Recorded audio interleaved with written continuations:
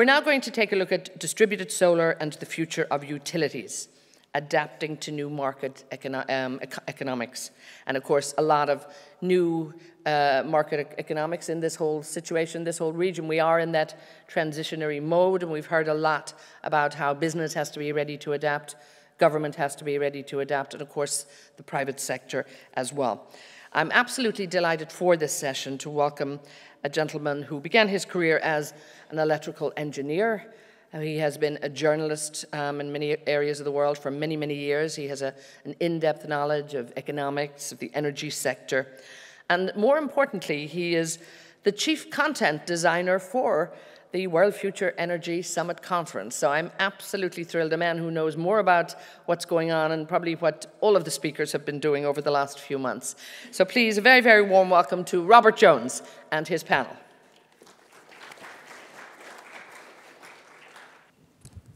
Thank you, Etna, for the glowing reference there. Okay, thank you. And I'm glad to see you here today, and I hope you've enjoyed the last few days, actually.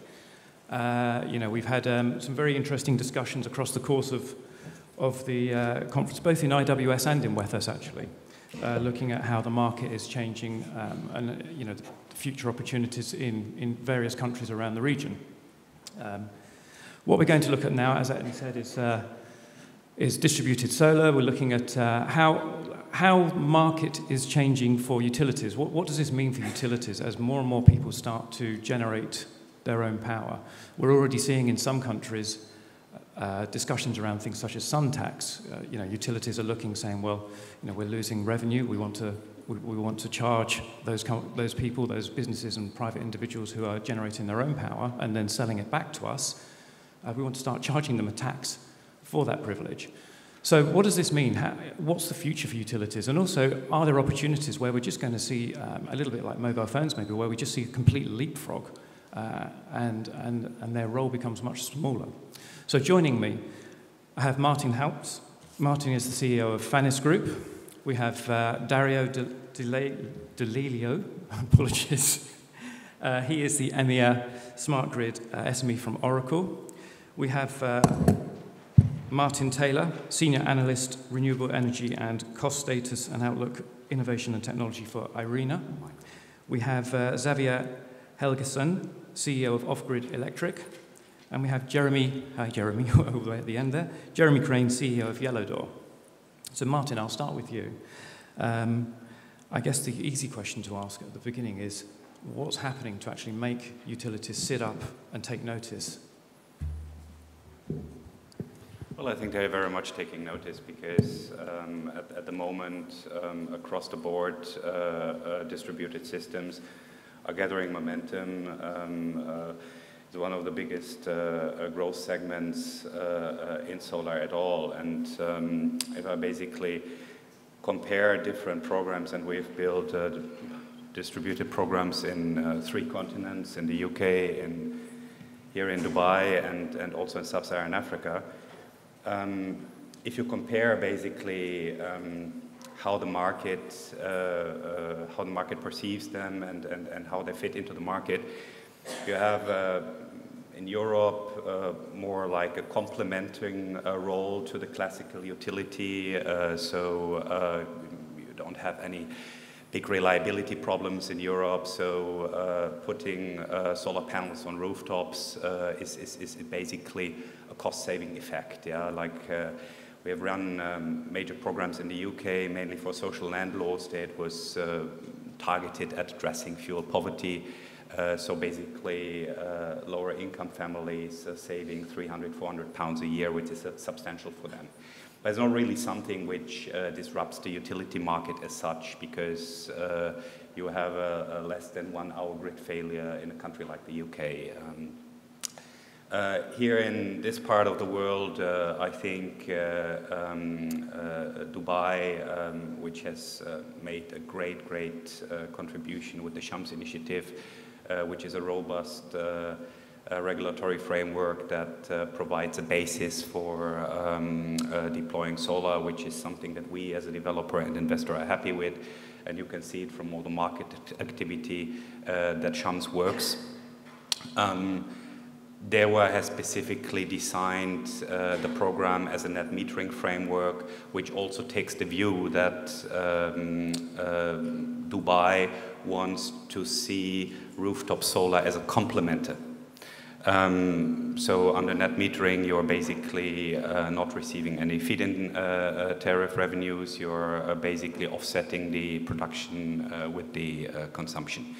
And for example, what we're doing here in Dubai with DP World, which is the largest distributed program in the Middle East, where we so far built 6 megawatt, 25 at the end of the day, we can cover 40% of the consumption. Now, places like Sub-Saharan Africa, it's a totally different ballgame, because there you do have very much this disruptive effect that Rob mentioned, because there is no grid in many places. Yeah, we are going to places like Nigeria, where we're very active, where you have a number of roughly 90 million people. That's almost 3 times the population of the GCC, who are completely sitting in the dark. Now, if you look at solar there, you cannot really talk of a complementary role, but basically solar is the substitute of the grid, the substitute of the utility. And we're very much responding with adapting the technology to these markets by basically doing home systems, small off-grid utility scale, and then basically providing the little hubs and spokes that all tie them together. So I would say it depends on the market environment. Utilities are noticing it. Utilities are adapting to it, but how it concretely looks, it depends on the specific market. So actually, I'll just link to Xavier, because you've been very active in Africa as well, in the continent. What are you seeing there in terms of how the market is being reshaped? I thought Martin's point was right on, so maybe I can just build on that a little bit. You know, when you get past solar, net metering doesn't work that well in markets where the grid isn't reliable, or where the voltage is unstable, et cetera, because the power isn't reliably enough coming in to be able to sell back evenly. So a lot of where Africa is going straight to solar and storage and self-consumption, or you can almost think of it as a prosumer for energy. Someone who does take their own energy responsibility and then treats the grid as an unreliable, intermittent source of power, much like solar is. And so in those cases, the storage becomes the central part of the system. We've done a lot of work with small-scale DC systems, so our core product is something that plugs in any home in about 30 minutes, no technical capabilities required at all. Anyone in the room could install it. And you pay as you go, so it has financing integrated into it. No complex loans from banks or microfinance, anything else. Just the fundamental that most people pay most of the time for their lights to work and their TV to work. So I think we've just hit an inflection point really this year. Tesla and its huge battery factory is a part of that. Continued innovation on all levels of solar and storage is a part of that. And so the next 10 years are going to be very, very interesting in Africa and India and other markets where power's unreliable, because people will pay for reliability and prioritize it there. And also, I've been telling everyone the cheapest electron in Africa and in India is from a panel on your roof. There's just no question. So the question is, how do you utilize that electron? How do you make your whole power system more reliable? Because obviously it's not always available. So Michael, can you give us a slightly more regional overview of what this means? Because obviously here, it is a little bit different. We do see that the utilities are state-run. There's a degree of protection, and I think any sort of change there is going to be slower to reach this region. When you look in places like Europe, it's happening rapidly. Australia, America, again, very rapid changes. Yeah, so we've had already touched on some of the reasons why this is happening, but it's good to remember, of course, that we've had 80% panel price declines in the space of 6 or 7 years. Utility scale electricity, the cost of that on average has fallen by about 68%. Rooftops, it's in the most efficient markets like Germany for a cost structure, that's seen similar declines. So what we're seeing is we're seeing a shift, if you like, from a policy support for the environmental, economic, or social reasons of an individual country to one where it's becoming at a point where it's self-sustaining commercially. And the impact, was rightfully highlighted that the impact is not disruptive on the management of the network in Europe, but is disrupting the utilities business model. And so in countries like Europe and elsewhere with mature markets with relatively low electricity growth, there's a potentially life-threatening issue for utilities because we're now at a point where the cost of electricity to the consumer is in some cases significantly below the cost that they're paying to the utility. Now we can get into all sorts of debates about what's cost effective for the economy as a whole, but this, these are customers we're talking about, so you have to remember that they're sensitive on price. But in Africa, where we have 600 million people in sub-Saharan Africa who don't have access to electricity, solar, it's very exciting because solar home systems, as you pointed out, is actually the cheapest option for them today. It's actually going to cost them, in many cases now, less than what they're paying for kerosene, batteries, or even poorer lighting, and they're getting a better service. So this is hugely disruptive, but it's also hugely exciting because it means we can scale up, hopefully, access to electricity much more quickly. But in terms, and so there, if you like, there's a win-win. But there's also there's a potential, I think, for utilities and rural electrification authorities to integrate better, to actually manage that growth and actually scale it up. So at the moment, what we're seeing is very exciting development from small-scale businesses and not so small now coming into these markets, but we'd like to see more rapid progress, obviously, for our member states. I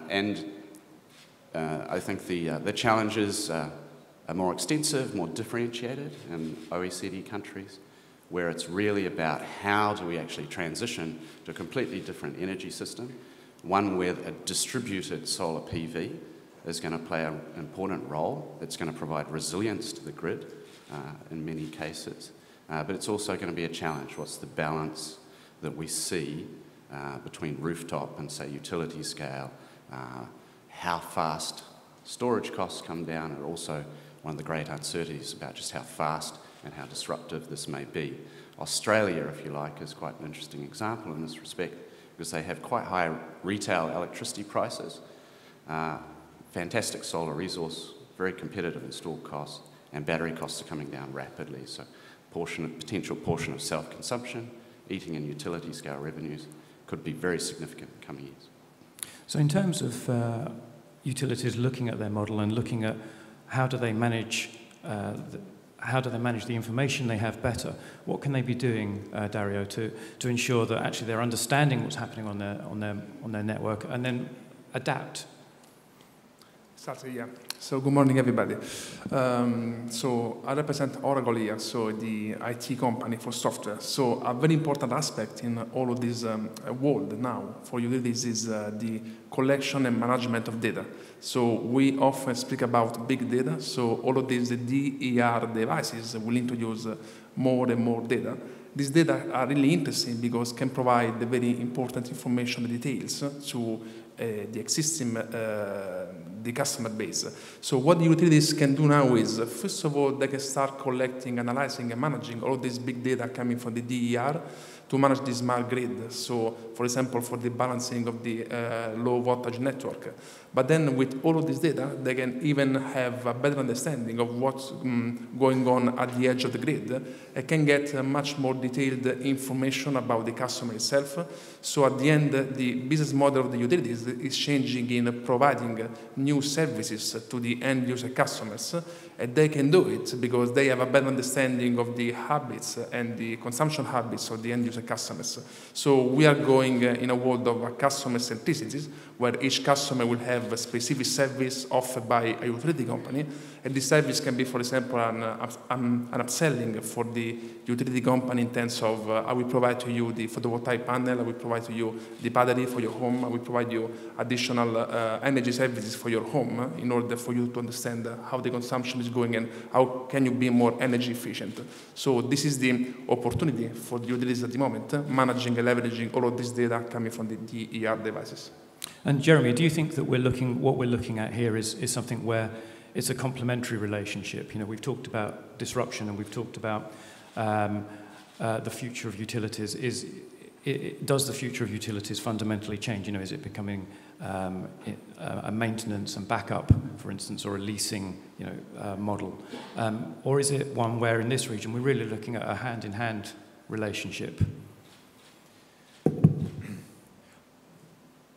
I believe that to understand where the utility is evolving in the future, you have to have a little bit of perspective on where it's come from. If you look back 100 years where the utilities were just getting created, it was generally something that was being built on a private basis by a few wealthy individuals who were providing power to a small neighborhood. It's evolved from there into something that all of us took for granted between, I don't know, maybe 1950 and 10 years ago. A utility was simply something that provided us a service that we needed every day, keep our food cold in the refrigerator, keep our lights on in the evening. That evolution has seen a shift from who are the stakeholders in utilities, from a private individual through a government, and in many countries, a shift back to private companies. That evolution has also brought with it different regulatory requirements and different ways of ensuring that the system maintains its stability. When we look into the future and how my fellow panelists up here are going to interact with those utilities, we have to take that into consideration. We're today in many countries in a place where a utility is either privately owned or run like a private business. Take Diwan, where I live. It's certainly run as a well-functioning machine, even though it's government owned. And there's a separate regulatory board which controls how it operates. So how is it going to adapt as we move forward? And the technology rapidly evolves, as people have pointed out, batteries coming down in price, solar coming down in price, and someone like Yellow Door being able to provide electricity to our consumers at where they need it for less than the utility can. Well, I believe that what needs to happen in every country, in every jurisdiction, is there needs to be an open dialogue between the developers, the utilities, and the regulators to ensure that everybody is able to continue to maintain their business. Because I can't put rooftop solar on a building that is grid connected in a net metering program if that utility isn't stable. And so the dialogue that we're having in many countries, Jordan is one that jumps to mind, is how do we evolve the revenue model for the utilities, where the distributed utilities in Jordan are privately owned. How do we ensure that they maintain their business model, maintain a revenue stream that supports that, while enabling the customer to have the cost savings that solar provides and enhance a more efficient business, a more successful business environment. And where we're seeing and what we're doing is we're copying many of the other countries. It's a pay for interconnection type of model rather than a pay for kilowatt hour model. It's a pay for capacity, kilowatt as opposed to kilowatt hour. So that's where we believe the utilities are going to have to evolve to, and the smart meter and the data that the companies like Oracle are connecting are going to enable them to price that and enable them to figure out what is that right model. But I think that's the future of utilities in this new world. Okay, and what about in places such as, you both, Xavier and Martin, talked about Africa, and here we are seeing kind of technological leaps, and I mentioned mobile phone earlier in terms of, is it akin to the mobile phone, and what happened there when you have landline versus people actually just moving straight to the mobile, and how that opens up a market. Is it similar? Martin? I think it's spot on because, Michael raised a point before about basically renewable rural electrification agencies, for example, in those places providing a framework for breaching the gap that the utilities leave. I mean, the context that Jeremy described applies very much to a stable grid environment, a very developed market like you have in Dubai, or like you even in Jordan, or in places like Europe, where basically utilities are growing slow. They are maybe struggling a little bit with the baseline profit, but more or less it's a stable grid, an established market, mature environment. In many of the emerging markets or frontier markets where we do business, and this is sub-Saharan Africa, there is a complete absence of a utility. Yeah, I mean, in places like Malawi, Niger, Chad, you're talking about electrification rates of 8, 9, 10, 11%, which means that 80% of the population, so-called bottom of the pyramid, don't even have access to any electricity. Yeah, this is women giving birth at candlelight, people having no refrigeration, and electricity not permeating, let's say, everything that we take for granted, schooling, cooking, what have you. And this is where the disruption takes place. Yeah. So I see basically a bifurcated picture where in mature areas, like here, Europe, US, Canada, Japan, you will have a rooftop or basically distributed systems complementing existing stable grids. But then in other places, especially in Africa, India, you would have basically new transformative players who substitute utilities and who step next to them. And we will see a similar transformation like we see at the moment in the transportation sector, where a couple of years ago big automotive players would not have felt threatened by players like Uber either. And now everybody's talking about a different paradigm for transportation.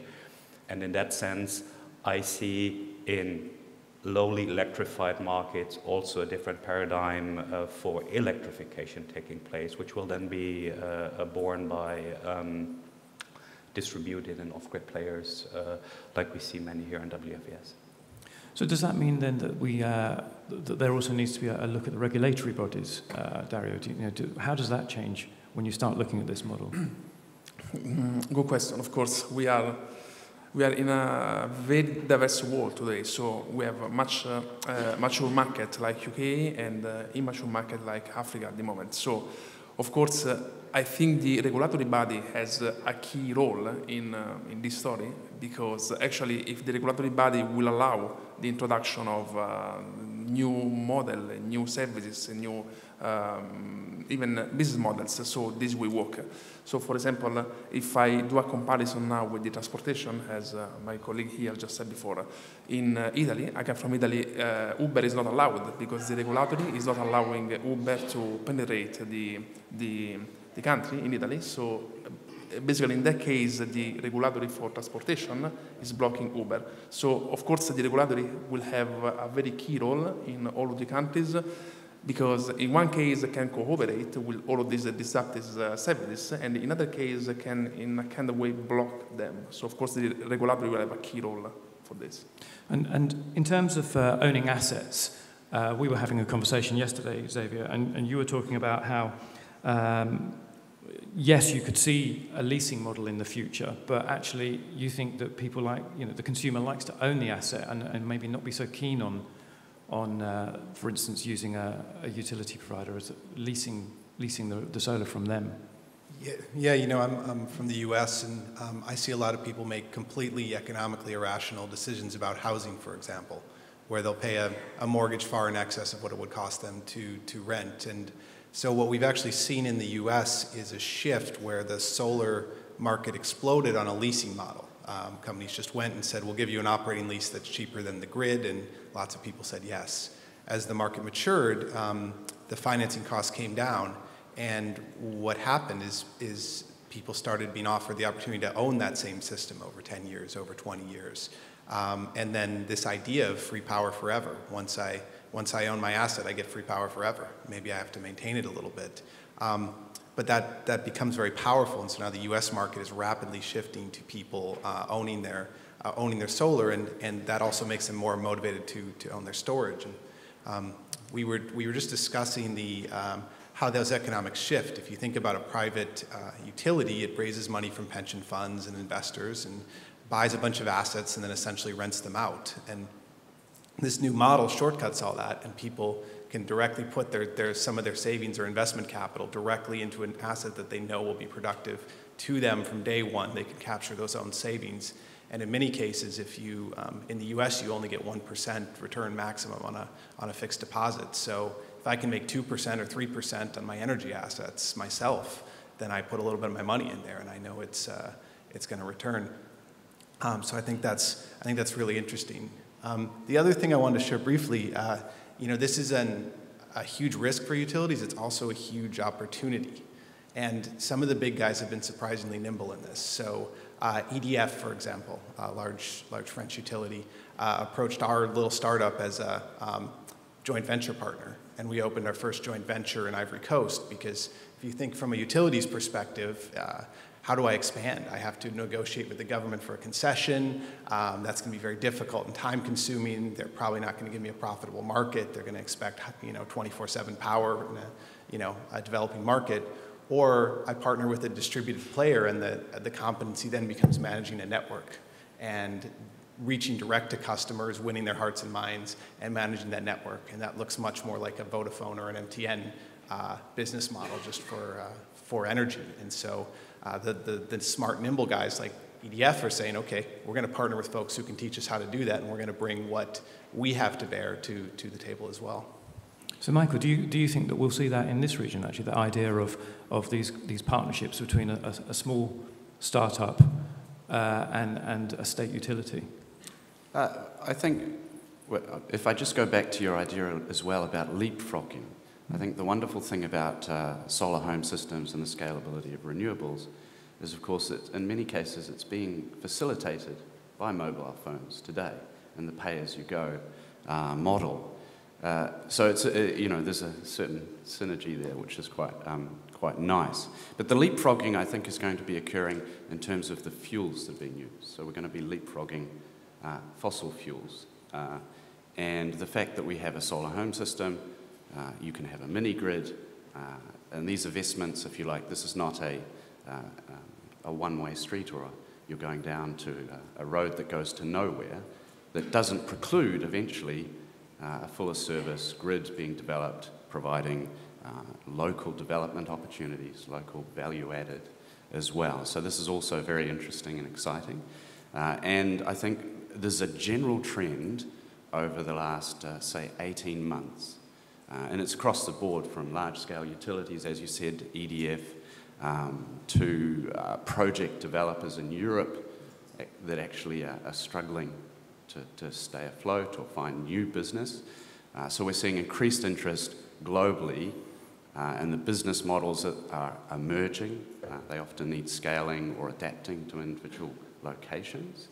But what we're seeing is very exciting in terms of the fact that it's now starting to diffuse a lot more. I mean, it's important to remember that for solar PV, 5 countries in the world account for 75 to 80% of the annual deployment. So it's very exciting to see the opportunities that are emerging, not just in Africa, but Latin America, so that we can see a more wider diffusion of this technology and the economic and social benefits that come with it.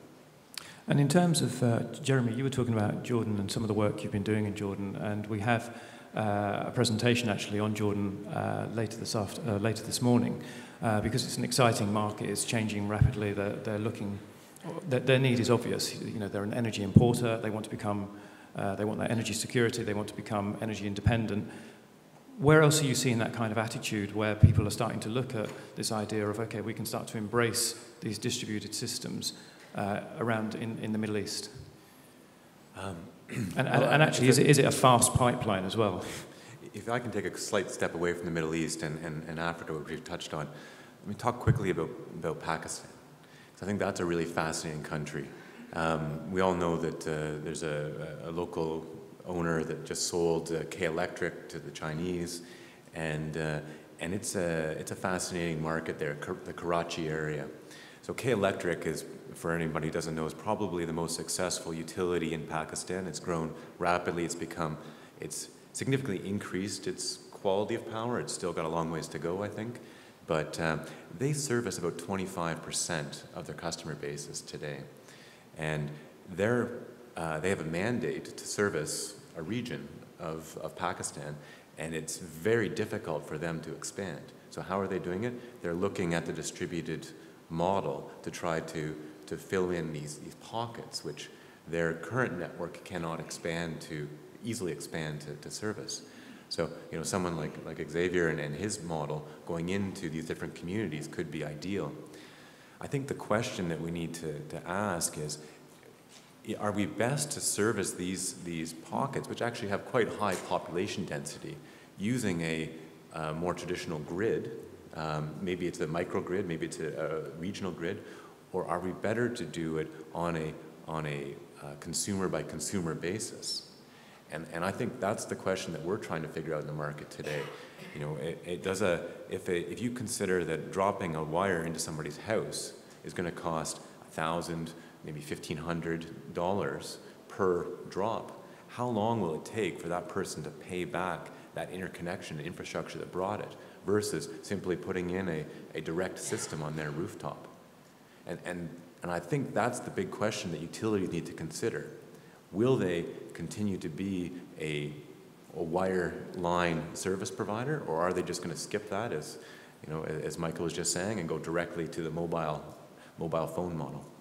So we're running out of time, so let's just wrap with a very simple question to end, and that is, you know, and we'll start with you, Jeremy. In your view, and I accept that this will be different depending on country and region, how will the utility of the future look to you?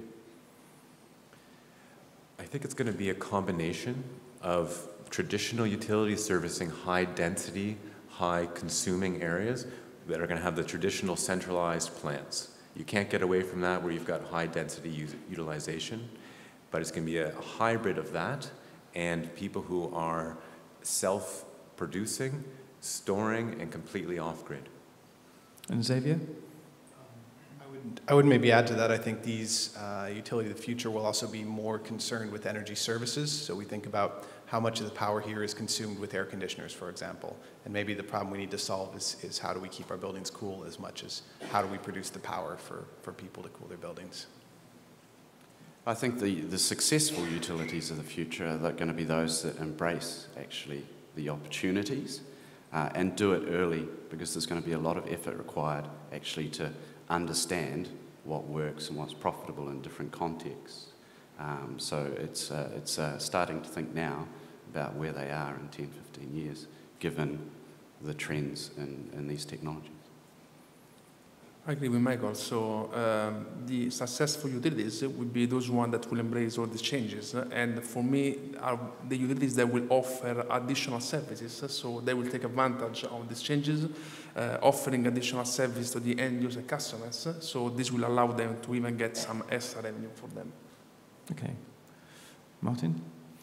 I think you will see a transformative trend towards decentralization, but in the future it will not work without asset ownership. So you will not see a complete Airbnb or Uberification of utilities, where the utility doesn't own assets, but it will be more decentral than today. But shared asset between the consumer Of as well. course, with, for example, financing a project like leasing, but not bare of any asset ownership. Okay, thank you. Thank you, gentlemen. Okay.